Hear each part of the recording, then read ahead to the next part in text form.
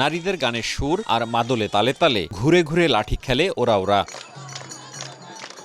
সাঁওতাল, মাহালি, পাহাড়িয়া, মুন্ডা, রাজোয়ার, গড়াই, রায়কোল, মাহাতো, লহড়া এসব ক্ষুদ্র নৃগোষ্ঠীর সদস্যরা বর্ণিল সাজে নেচে গেয়ে তুলে ধরেন তাদের নান্দনিক ও বৈচিত্র্যময় সংস্কৃতি। হয় বিয়ে ও কারামগীতের সুর, দাসায় নৃত্যের ছন্দ, আমলবান ও ঝুমুরের মাধুর্যের প্রতিযোগিতা। রং বেরঙের পোশাক ও নাচ গানে মেলা প্রাঙ্গণ হয়ে ওঠে বৈচিত্র্যের রং তুলিতে আঁকা এক ক্যানভাস।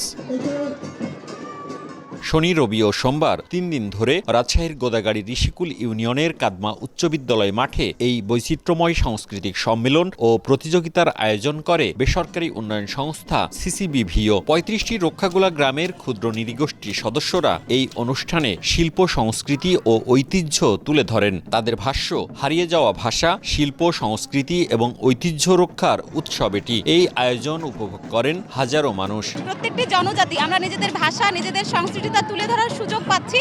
এই সুযোগটা যেন সিসিবিবি আমাদের বারংবার করে দেয়, সবসময় যেন আমরা আমাদের চর্চা করার সুযোগটা পেতে পারি। আমাদের সংস্কৃতি, আমাদের পরিচয়। 64টা উরাও জনজাতি আছে আমরা, যেমন সাঁওতাল, মাহাতো, উরাও, রাজওয়ার, বিভিন্ন জনজাতির মানুষ এসে আমাদের পুরনো এটা ঐতিহ্য মানুষের দেখা সাক্ষাৎ করে এবং আমাদের রীতি কালচারকে তুলে ধরতে পারে। তিন দিন থেকে আমাদের এখানে নাচ গান অনুষ্ঠান আছে, আমাদের খুব ভালো লাগছে। আর এরকম সুযোগ আমরা কোথাও পাই না। এই কাদমা হাই স্কুলে এখানে প্রতি বছর হয়।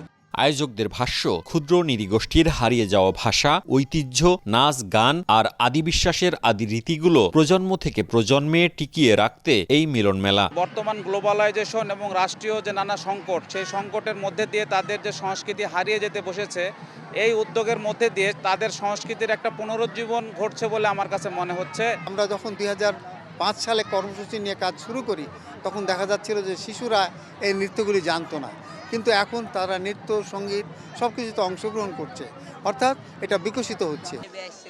3 দিনের আয়োজন ঘিরে বসেছিল মেলা। মেলায় ছিল হস্তশিল্প, কৃষি ও শিকারের সরঞ্জাম, ঐতিহ্যবাহী গহনা পোশাক, ভেষজ ওষুধ এবং স্থানীয় খাবারের স্টল। মওদুদ রানা, সময় সংবাদ, রাজশাহী।